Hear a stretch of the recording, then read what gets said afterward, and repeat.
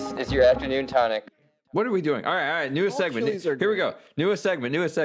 Okay. Strange encounters.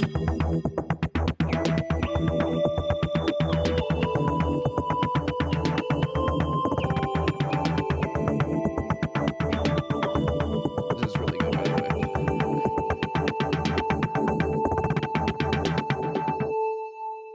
Sorry. That's all right. Strange encounters. First of all, hang on. I have to compliment. But the beer's so good. Okay, fine. I Strange believe encounters. You. Yeah. So I have to compliment Brother Nate because that is my favorite new drop-in clip. Very cool. I love it. Anyway, so strange encounters. I don't know if it's strange or annoying, but Same difference. So it's related to the beer I'm drinking, Hopadillo. So That's a Hopadillo great beer. There's nothing strange about it. It's great. Hopadillo is an armadillo made of hops, right?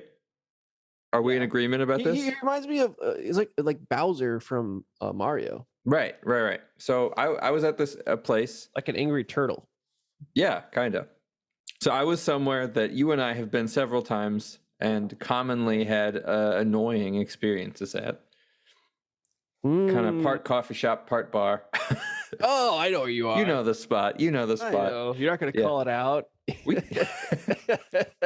can't. I'm still like maybe I'm on the edge about getting a gig there or not. I don't know, but I'm also on the edge of saying fuck them. So yeah, well, that's quite the edge you're on.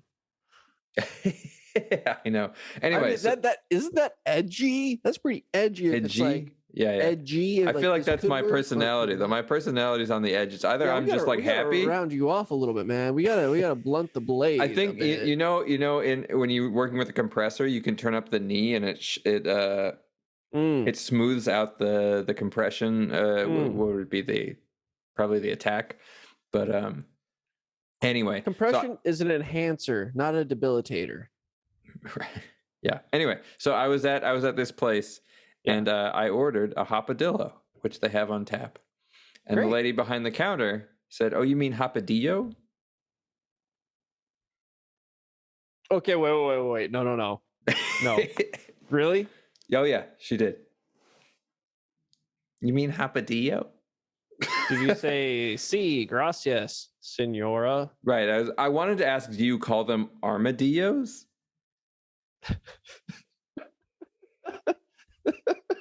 Because that's why I asked. It's an armadillo. I understand the Spanish pronunciation thing, but in English, as far as I understand it, we call them armadillos. Like a yo sound.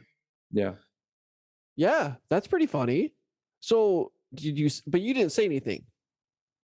I said nothing. You just let it roll. You looked at the ceiling, looked at your shoes. Oh my! I think I said a Hopadillo. Okay. I think I brought it back. Something. I would venture to say my bet would be that most times you just be like you just wouldn't do anything. Well, what would you do? Because you don't know you don't have that middle point, right? That's what we were just talking about. I feel like what I did was pretty middle point. That was very. I just own what I say, and she can say whatever the hell she wants. I'm having a good influence on you. I will take full credit for that. Interesting. Because you can't let it hang there. You got to do something. Right. I do sometimes think about how you deal with confrontation. I feel like you start off by saying "okay" a lot. Okay. I feel like that's your lead in. Yeah. It's like a bait. It can be a bait. Yeah. It can be a bait, and then it's also easy to escalate. Be like, okay, well, or okay, sorry about that. See, it's like it gives you time to gauge which way you're gonna go. It's a transmission. Okay. It's a vocalized pause that's better than So how would you respond? You mean Hopadillo? I like how you handled it. Yeah, I'll take a Hopadillo. Right. It's an interesting battle, though. I mean, it's not a real battle. You could be like, "Yeah, I mean a Hopadillo." You could just completely crumble. You could. I think what would be better next time is to go. What you need to do now is you need to go and order it multiple times from the same person. Different pronunciation every time. And each time say Hopadillo. Hopadillo. Yeah. Because what you gotta do is see if you get corrected the other way. and say it loudly. Say it loudly, and then look and see if anyone else like. Yes, can I please have a hopadillo? And then look side to side. Well, because the thing is, it's clearly an armadillo. Yeah, like do the hey buddy, hey, you know, the animal like hey there, right? And be like, do you also enjoy hopadillos? I love hopadillo IPA. And see if you can get other people involved. And be like, man. Oh, I'm sorry, I'm new here. And the bartender said it was hopadillo. How do you say it? Oh, that's too much. That might be too much. Maybe I'll try it. Too much. Way too much. Back, I'll try it because I don't live there. Yeah, you got a trip coming up, and you'll be here on a Wednesday. We can hit up Opa. Oh my gosh! Okay, I did it. Maybe. I said it. You did. I did it. Yeah, we should go, and I'll order a hopadillo. Yeah. There we go. That is a pretty strange encounter. I mean, it's an interesting thing when somebody corrects you like that in public. Yeah. It's interesting, like people who correct your grammar or your pronunciation on things. It's very low class. According to Aurelius, to correct someone's pronunciation or grammar. Well, it's also very low class. It's also this weird elitist battle. It's this thing. It's they're trying to say they're better than you, but in a sense they're showing. But they're that's what they're saying. But by doing it, they're showing that they are engaging at a level that isn't a level of understanding. They're engaging at a much lower level of sort of base rules and things like that. Yeah.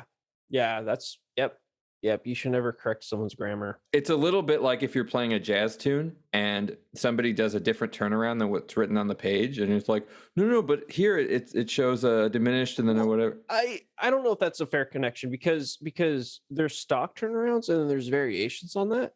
I think all that's like fine, but I think But anybody can do any of those. It'd be more like someone changing a rhythm to it. I would compare it more to if you learned a tune. Right. And you have a lead sheet and someone has a different slur, or instead of playing quarter eighth, they play quarter like 16th notes. Right. That's more what it is like. That's not right. It's like, I played the same notes. Maybe I play them a different rhythm. Maybe I bent into the shape, whatever it is. That's fine. But correcting grammar is correcting grammar and pronunciation. So what does Marcus Aurelius say about it? It's just low class. I'll have to look up the quote for next time. I don't even have my book in here. Because low class is also an interesting statement. Or I shouldn't say it's low class. I'm putting my own meaning to it. It was something more of that. It's not the most edifying behavior. No, I would agree. It's very I'm trying to remember how he said it. It was something like it's not the most edifying behavior.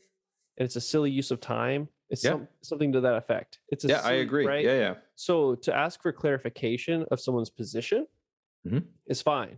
To ask for explanation of how they're using words or what they're trying, like asking for a more broad scope of what the meaning is that they're trying to get at is appropriate. But saying to someone like, "Oh, you didn't spell that correctly.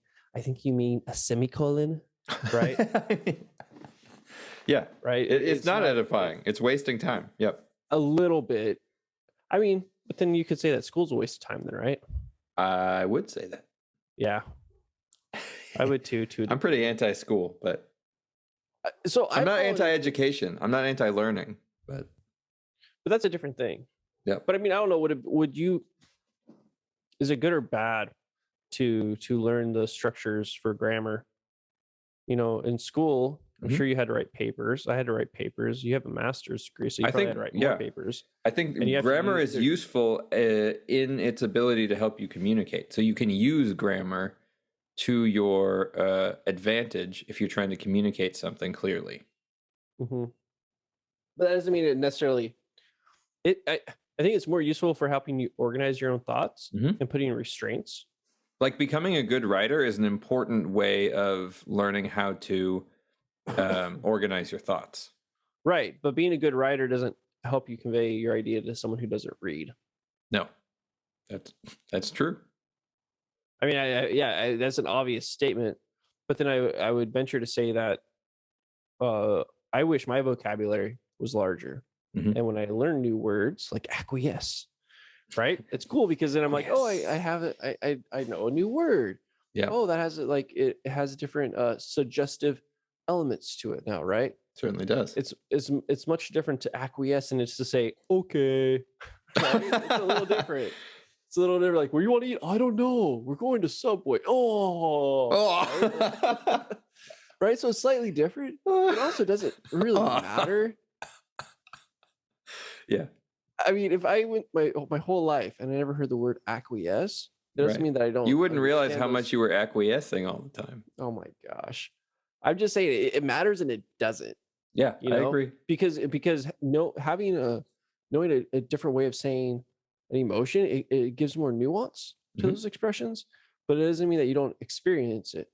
Of course. Right? I don't need a word to tell me the feelings I'm having, but those words help me identify what those feelings are. Experience comes before the word. It's the same as music theory comes after the music.